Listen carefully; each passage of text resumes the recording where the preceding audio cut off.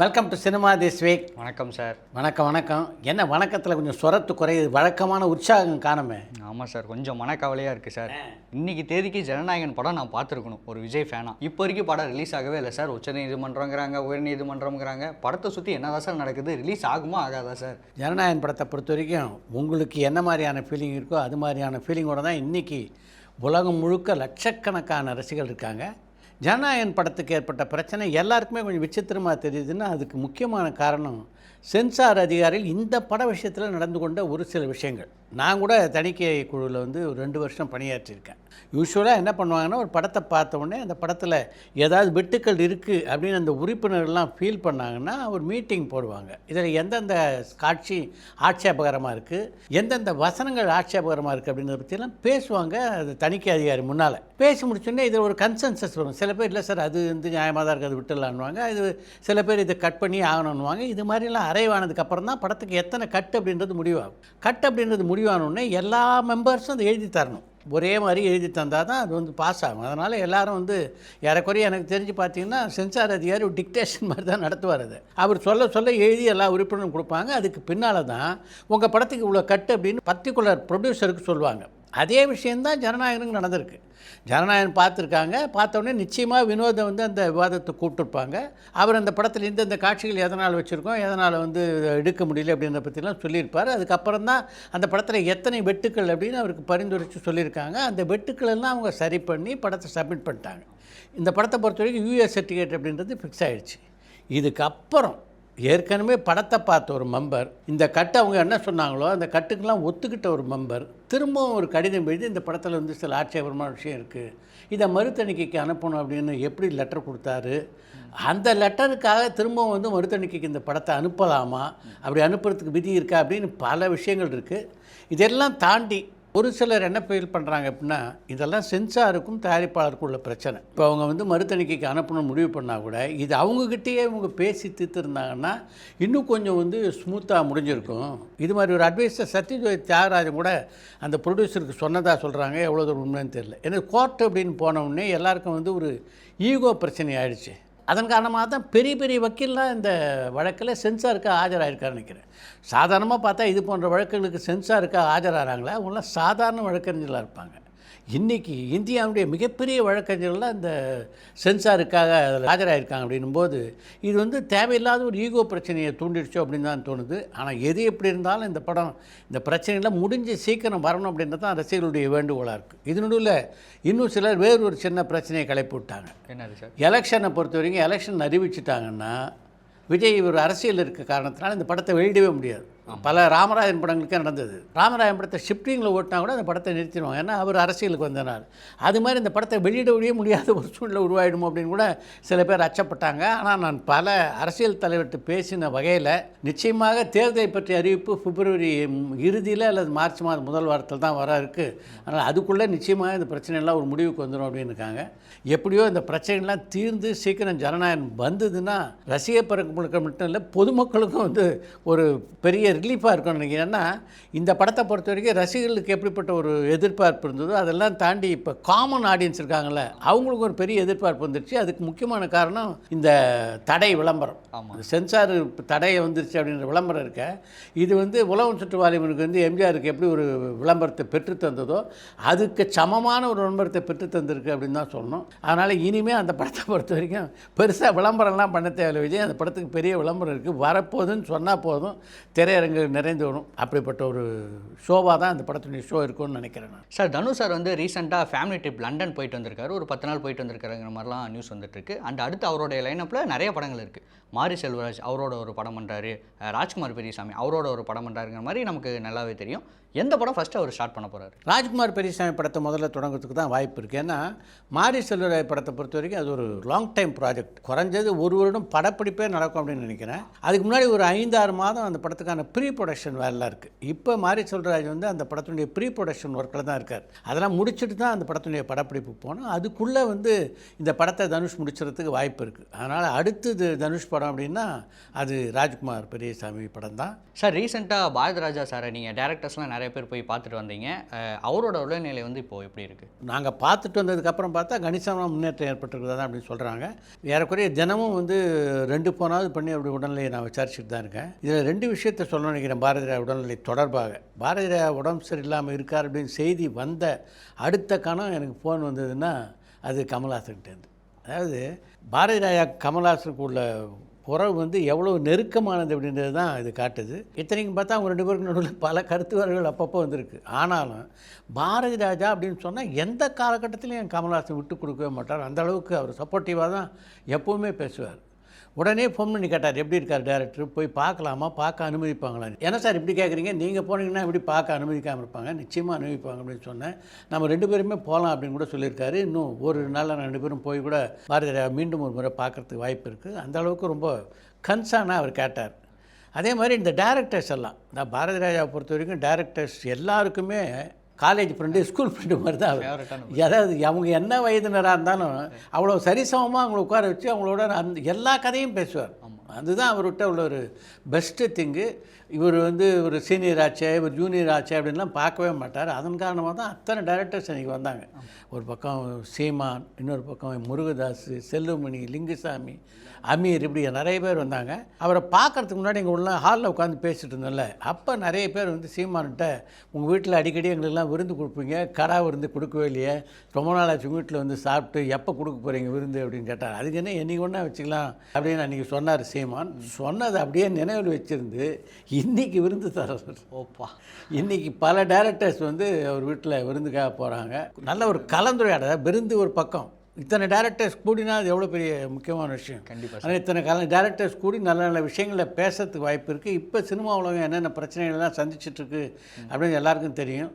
அந்த மீட்டிங்கில் அதை பற்றியெல்லாம் கூட இவங்க பேசினாங்கன்னா நல்லாயிருக்கும் அப்படின்னு நினைக்கிறேன். இதில் வந்து ஜனநாயக பிரச்சனை பற்றி கூட இவங்க பேசுகிறதுக்கு வாய்ப்பு இருப்பதாக நான் நினைக்கிறேன். ஏன்னா இதில் ஒரு பக்கம் விஜய் கதாநாயகன் நடிச்சிருந்தாலும் இன்னொரு பக்கம் பார்த்தா அந்த படத்தை இயக்குவர் H. வினோத். ஒரு படைப்பாளி அப்படின்ற முறையில் அவருடைய படைப்புக்கு ஒரு பாதிப்பு ஏற்பட்டிருக்கு அப்படின்றதுனால நிச்சயமாக அதை பற்றியும் அவங்க பேசுவாங்க அப்படின்னு என்னுடைய எதிர்பார்ப்பு.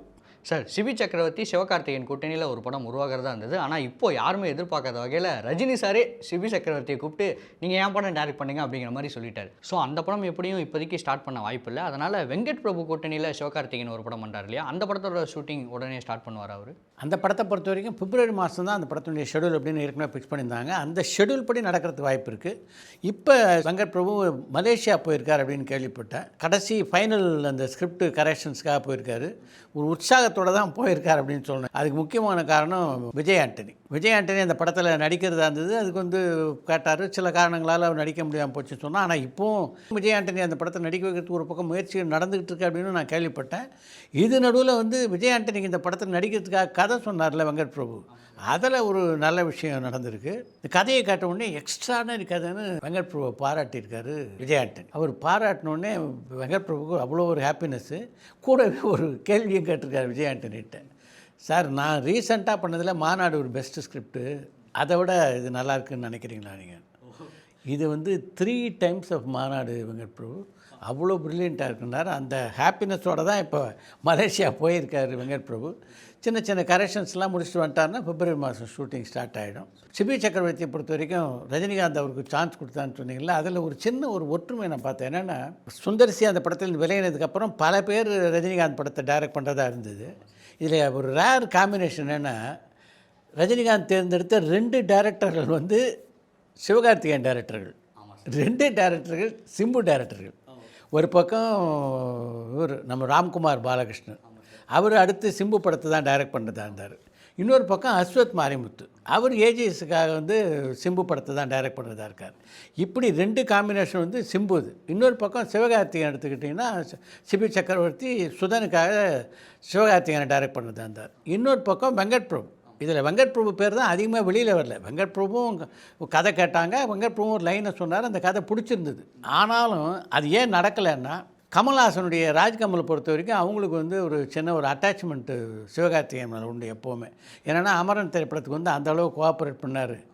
அப்படிப்பட்ட சிவகார்த்திகேயன் படம் தான் அடுத்து நீங்கள் டைரக்ட் பண்ண போகிறீங்க, அதிலேருந்து விட்ரா பண்ண வேணாம் அப்படின்னு தான் அவரை வந்து அவங்க அப்படியே விட்டாங்க. அதில் கதை நல்லா இருந்தது கூட. ஆனால் சுற்றி பார்த்தா திரும்பவும் சிவகார்த்திகேயன் டேரக்டர்கிட்ட தான் அவங்க போக வேண்டியதாகிடுச்சு. இது ஒரு வித்தியாசமான ஒரு காம்பினேஷனாக தான் நான் பார்க்குறேன். சார், அரசன் படத்துடைய அடுத்த ஷெடியூல் சென்னையில் தான் நடக்கிறதா இருந்தது. ஜனவரி ஃபர்ஸ்ட் வீக்கே ஸ்டார்ட் பண்ணுறதா இருந்தாங்க. எப்போ ஸ்டார்ட் பண்ணுவாங்க? சென்னையில் தான் அரசன் படத்துடைய அடுத்த ஷெடியூல் அப்படின்றதுல எந்த சேஞ்சும் இல்லை. மெட்ராஸ் தான் நடக்க போகுது. பொங்கல் முடிஞ்சதுக்கப்புறம் நான் நினைக்கிறேன். பெரும்பாலும் 22ஆம் தேதி வாக்கில் இந்த படத்துடைய படப்பிடிப்பு ஸ்டார்ட் ஆகிறதுக்கு வாய்ப்பு இருக்குது. சார், ஃபஸ்ட் டைம் நம்ம டூரிங் டாக்கி சார்பாக ஒரு அவார்ட் ஃபங்க்ஷன் நடத்த போகிறோம், ஃப்ரேம் அண்ட் ஃபேம். பட் அதை பற்றி இன்னும் பெருசாக எந்த அப்டேட்டுமே நீங்கள் கொடுக்காம இருக்கீங்க. அதை பற்றி லென்ஸில் கூட அடிக்கடி கேள்வி கேட்டுகிட்டே தான் இருக்காங்க. இந்த வாரத்திலேருந்து அதை பற்றி அப்டேட்ஸ் தொடர்ந்து வர ஆரம்பிக்கும். அன்பிற்குரிய டூரிங் டாக்கீஸ் ரசிகர்களுக்கு வணக்கம். 9வது ஆண்டிலே பயணம் செய்து கொண்டிருக்கின்ற டூரிங் டாக்கீஸின் நீண்ட நாள் கனவு ஒவ்வொரு ஆண்டும் சிறந்த கலைஞர்களை தேர்ந்தெடுத்து அவர்களுக்கு விருதுகள் வழங்கி அவர்களை உற்சாகப்படுத்த வேண்டும் என்பது. அந்த கனவு இந்த 2026ஆம் ஆண்டில் நிறைவேற இருக்கிறது. ஆம், இந்த ஆண்டு முதல் ஃப்ரேம் அண்ட் ஃபேம் என்ற பெயரிலே ஒவ்வொரு ஆண்டும் சிறந்த கலைஞர்களை தேர்ந்தெடுத்து அவர்களுக்கு விருதுகள் வழங்கி அவர்களை கௌரவிக்க டூரிங் டாக்கீஸ் முடிவு செய்திருக்கிறது.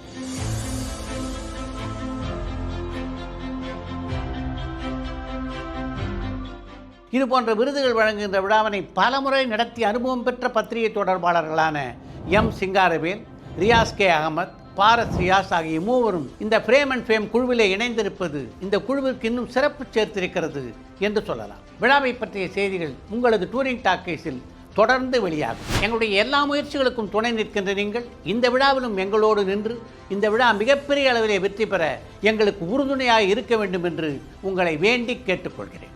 நன்றி, வணக்கம்.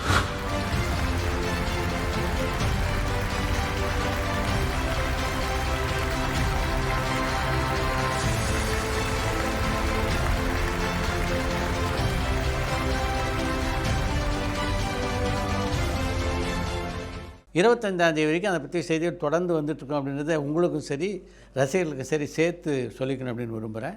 இந்த விருது சம்மந்தமாக சமீபத்தில் விஜய் சேதுபதி சந்திக்கக்கூடிய வாய்ப்பு எனக்கு கிடச்சிது.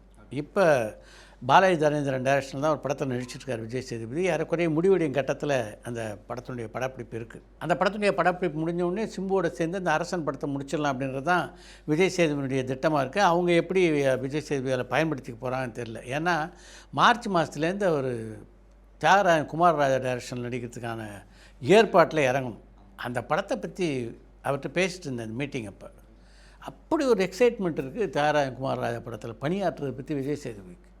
அவரோட பணியாற்றுறதே அப்படி ஒரு அனுபவம் சார். அது உள்ள ஒரு படத்தில் போய் நடிச்சுட்டு வந்தோன்னா ஒரு 30 படத்தை நடித்த அனுபவம் நமக்கு கிடைக்கும். அதே மாதிரி அவருடைய படம் நீங்கள் பார்த்துருப்பீங்க. அந்த ரோல்ஸ் எப்படி டஃப்பான ரோல், இந்த படம் பெர்ஃபார்ம் பண்ணுறது அவ்வளோ டஃப்பு. சில சமயம் பார்த்திங்கன்னா சில ஷார்ட்டை நடித்து முடிக்கிறதுக்கு ஒரு 20 டேக்கும் 25 டேக் கூட ஆகும். ஆனால் 20 டேக் ஆனால் கூட நமக்கு ஒரு அயற்சி இருக்காது. அந்தளவுக்கு வந்து இந்த காட்சிகள் அவ்வளோ நடிக்கிறது வந்து சுகமாக இருக்கும்.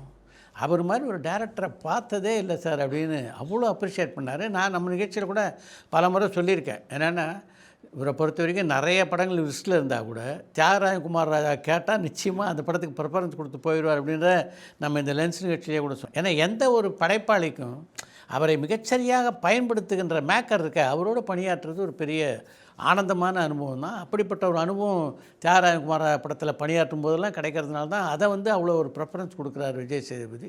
அது மட்டும் இல்லாமல் இன்னொரு முக்கியமான விஷயம் சொன்னார். நான் ஏதோ நிறைய படங்கள் நடிக்கிற மாதிரி வெளியில் இருக்குது, நீங்கள் கூட ஒரு மாதிரி சொல்லியிருந்தீங்க சார் ஒரு தினம் லென்ஸில் கூட நான் அவர்கிட்ட அட்வான்ஸ் வாங்கியிருக்கேன் இவர்கிட்ட அட்வான்ஸ் வாங்கியிருக்கேன்னு. ஆனால் இப்போ பார்த்தீங்கன்னா ஏறக்குறைய ஒரு 15 படத்தை வந்து நான் தவிர்த்துருக்கேன் சார். நான் படம் எண்ணிக்கை அவ்வளோ குறைச்சிருக்கேன். இப்போது நல்ல படங்களை தேர்ந்தெடுத்து அதில் மட்டும்தான் நடிக்கிறது அப்படின்னு முடிவு பண்ணியிருக்கேன். முன்னெல்லாம் பார்த்திங்கன்னா சின்ன சின்ன கமிட்மெண்ட்டு யாராவது நமக்கு தெரிஞ்சவங்க இருப்பாங்க, அதுக்கெல்லாம் நட்பு, இது மாதிரிலாம் நிறைய படங்கள் ஒத்து நடித்தேன்.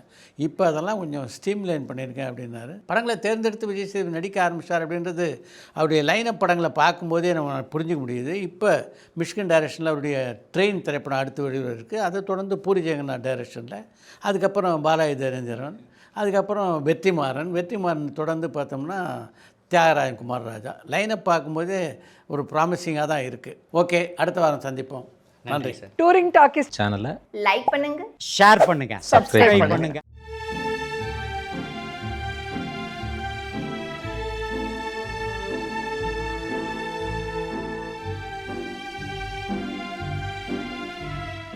மறந்துடாதீங்க, பண்ணுவீங்க. பரபரப்பான சினிமா செய்திகள், நட்சத்திரங்களின் பேட்டிகள், சினிமா வரலாறு ஆகியவற்றை பார்க்கவும் படிக்கவும் உங்களுக்கான இணையதளம் touringtalkies.co.